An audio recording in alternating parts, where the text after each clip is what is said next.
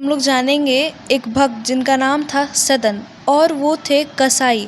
तो आज हम लोग एक भक्त जिनका नाम है सदन कसाई इनके बारे में जानेंगे। तो जो सदन कसाई थे उनके पिताजी और उनके जो दादाजी थे वो यही पेशा यानी कि कसाई का पेशा जो है वो फॉलो कर रहे थे। तो इस तरीके से जो सदन कसाई है ये इनहेरिटेड जो था ऑक्यूपेशन था उनका। तो जो सदन कसाई है वो भी क्या करते हैं कि कसाई बन जाते हैं और जीवों को काट काट कर बेचते हैं। और सदन कसाई के पास एक शालिग्राम भगवान की मूर्ति थी, ठीक है। और जब भी वो तराजू पे तौल के किसी को भी सामान देते थे तो वो बोलते थे कि भगवान 5 किलो हो जाओ, तो भगवान 5 किलो का जो था वो 5 किलो का सामान हो जाता था। बोलते 1 किलो तो वो 1 किलो का हो जाता था। वो केजी वगैरह का यूज़ नहीं करते थे, वो शालिग्राम भगवान का यूज़ करते थे मेज़रमेंट के लिए। एक समय क्या हुआ कि सदन कसाई की दुकान की तरफ से एक बहुत ही बड़े भक्त जो थे भगवान के जा रहे थे। तो जैसे ही जब भगवान की नज़र शालिग्राम की मूर्ति के ऊपर पड़ती है तो वो बोलते हैं कि अरे सदन, ये तू तो पाप कर रहा है, तू भगवान से तौल रहा है, भगवान से जो है मांस को तौल रहा है। तो बोलते हैं वो भगवान के भक्त सदन कसाई को कि तुझे पाप लगेगा। और जब ऐसा वचन जब सदन कसाई सुनता है तो एक बात था कि जो सदन कसाई था वो भगवान से बहुत ज़्यादा प्रेम करते थे। तो इस तरीके से जो सदन कसाई थे भगवान से बहुत प्रेम करते थे शालिग्राम जी की मूर्ति से। तो वो नहीं देना चाहे थे, फिर भी जो ब्राह्मण देवता थे वो उनसे मूर्ति को ले लेते हैं और भगवान को ले जाके शालिग्राम भगवान को स्नान करा के दूध दही घी से बढ़िया से जो है शालिग्राम भगवान को स्नान करा के खाना पीना खिलाते थे। तो फिर क्या हुआ कि होता क्या है कि जब ब्राह्मण देवता शालिग्राम जी की मूर्ति को अपने घर पे ले जाते हैं तो उस वक्त आधी रात में शालिग्राम भगवान जो है सपने में आते हैं पंडित के और कहते हैं कि मुझे सदन कसाई के घर छोड़ आओ, क्योंकि वहाँ पे मुझे झुलवा झूलने को मिलता था।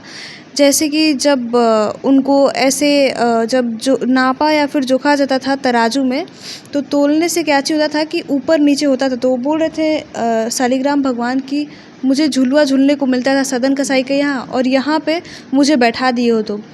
तो जो पंडित थे वो उठे आधी रात में और वो सदन कसाई के घर की ओर चल दिए और सदन कसाई का गेट खटखटाते हैं और फिर बोलते हैं कि सदन तुम लो, भगवान मेरे साथ प्रसन्न नहीं है और भगवान तुमसे बहुत प्रेम करते हैं। तो जब ये बात सदन कसाई सुनता है तो सदन कसाई का जो श्रद्धा और भक्ति था वो अपार श्रद्धा और भक्ति और बढ़ जाता है और सदन कसाई जो है अपने पत्नी और पुत्र दोनों को छोड़कर भगवान जगन्नाथ के पास, जगन्नाथ के धाम जो है चल देता है।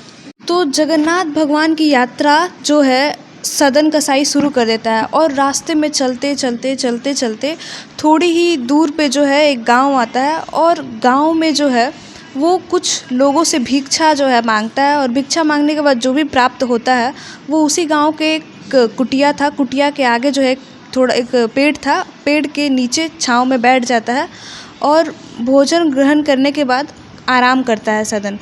तो उसके बाद क्या होता है कि उस कुटिया में एक स्त्री रहती है। तो वो जो स्त्री रहती है उस घर से बाहर आती है, बाहर निकल के वो देखती है सदन कसाई को तो बहुत ज़्यादा मोहित हो जाती है, क्योंकि जो सदन कसाई थे बहुत ज़्यादा सुंदर थे।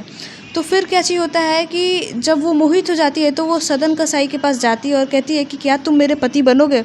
तो फिर क्या चीज़ होता है कि तो जो सदन कसाई है उनका ऐसा ये जवाब आता है कि मैंने अपने पत्नी और पुत्र को छोड़कर भगवान जगन्नाथ के धाम पे मैं जा रहा हूँ और मैंने अपने पत्नी और पुत्र का परित्याग कर दिया है बस भगवान के लिए।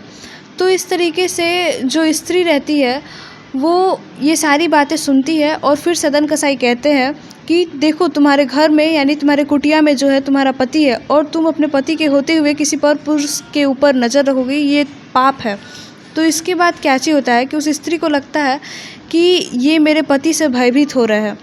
तो वो अपने पति का सिर जो है धड़ से अलग कर देती है और उसके बाद सदन कसाई जो है उनके पास जाती है और कहती है कि ये देखो अब मैंने जो है इनको ख़त्म कर दिया, चलो अब तुम मेरे पति बन जाओ। फिर इसके बाद सदन कसाई जो है वो इनकार कर देते हैं। तो वो स्त्री जो है चिल्लाने लगती है और बोलने लगती है कि ये देखिए। तो जब चिल्लाने लगती है और वो सदन कसाई को फंसाने का कोशिश करती है, उसके बाद क्या चीज़ होता है कि सारे गांव वाले लोग जो है उस स्त्री की चिल्लाहट को सुनकर आते हैं और वो स्त्री बताती है कि इसके ये जो सदन कसाई है इसने जो है मेरे पति को मार डाला। इसके बाद ये बात राजा तक पहुंचता है और राजा जो है वो न्याय देने के लिए खड़े रहते हैं, अपने कोर्ट में बुलाते हैं। तो फिर क्या चीज़ होता है कि जब होता है कि सारी बात जो है राजा तक पहुंचती है, तो राजा जो है वो सदन कसाई को दंड के रूप में दोनों जो हाथ है, दोनों हाथ को कटवा देते हैं और फिर सदन कसाई का जो है दोनों हाथ काट दिया जाता है। और इतना ज़्यादा कुछ जो है पीड़ा और कष्ट मिलता है सदन कसाई को, फिर भी उनका जो है भगवान के ऊपर से श्रद्धा और विश्वास कम नहीं होता है, बल्कि और बढ़ जाता है श्रद्धा और विश्वास, और भगवान की यात्रा को वो और आगे की बढ़ते हैं। फिर उसके बाद क्या चीज़ होता है कि जब सदन कसाई जगन्नाथपुरी पहुंच जाते हैं, तो उसके बाद जगन्नाथ भगवान जो है पंडितों से कहते हैं कि जाओ, मेरा भक्त आ रहा है, उसको पालकी से लेके आओ। तो फिर जो भी पंडित लोग हैं वो लोग पालकी लेके जाते हैं ताकि सदन कसाई को उनके भगवान के सामने प्रस्तुत किया जा सके। तो जैसे ही जो है पुजारी लोग पालकी लेके जाते हैं सदन कसाई को ले आने के लिए, और फिर जब है सदन कसाई जो है मंदिर के मुख्य द्वार के से होते हुए वो मंदिर के अंदर जाते हैं गर्भगृह में, तो वो भगवान को अपने, उनके तो हाथ कट चुके थे, तो हाथ के कटने के बावजूद भी वो जो है भगवान को प्रार्थना करने के लिए अपने हाथ जोड़ने का प्रयास कर रहे थे। और इसी प्रयास में क्या चीज़ होता है कि उनके फिर से भगवत कृपा से उनकी हाथ जो है, नए हाथ उनके उग आते हैं। और फिर जो है सदन कसाई जो है भगवान से प्रश्न करते हैं, अगर आपको मेरे हाथ देने ही थे तो फिर आपने मेरे हाथ को क्यों कटवाया। तो भगवान जगन्नाथ जो है इस प्रश्न का उत्तर देते हुए कहते हैं कि बहुत सारे पाप है और ये सारा जो तुम्हारा हाथ कटा वो तुम्हारे कर्म के कारण हुआ था। और इसके बाद जो है वो कहते हैं कि पिछले जन्म में तुम एक संत थे और जो है तुम समाधि में लीन थे, और समाधि और जो ध्यान करते वक्त क्या होता है कि एक कसाई आता है और वो उस कसाई के हाथ में एक गाय रहती है, तो गलती से जो है कसाई के हाथ से जो गाय है छूट जाती है और गाय जो है चली जाती है उस दिशा से। फिर उसके बाद कसाई आता है और फिर वो संत, यानी कि पिछले जन्म में जो सदन कसाई संत बने थे, तो संत से ये सवाल करता है कि कसाई ये सवाल करता है संत से कि क्या आपने किसी गाय को देखी है। तो संत जो है, यानी जो सदन कसाई पिछले जन्म में संत बने थे, तो संत का ये उत्तर होता है, उन्होंने अपना हाथ उठाया और कहा कि हाँ उस तरफ। तो इसी के कारण जो है हाथ जो है इस जन्म में उनका कटता है। और जो विष्णु भगवान हैं, जगन्नाथ भगवान जी ये कहते हैं कि जो औरत जिसने अपने पति के गला को काटा वो औरत गाय थी और जो उसका पति था वो कसाई था, ठीक है। और इस तरीके से जो पाप कर्म था उस पाप कर्म का अब जो है उसका पूरा हो गया और वे चुक गया।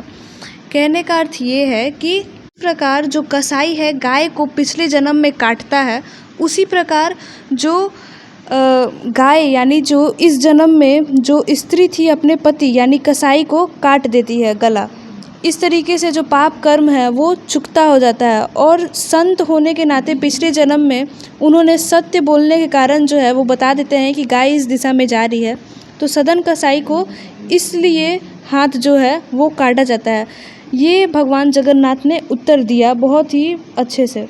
फिर भगवान जगन्नाथ कहते हैं कि तुम्हारे पाप के कारण, यानी कि तुम्हें पिछले जन्म में तुमसे जो भी गौ हत्या का पाप हुआ था उस पाप के कारण तुम्हारा इस जन्म में जो है हाथ को गंवाना पड़ा, लेकिन तुम्हारे भक्ति के बल पे इस जन्म में तुम्हें मैंने दोबारा से जो है हाथ दे दिया ताकि तुम भक्ति कर सको।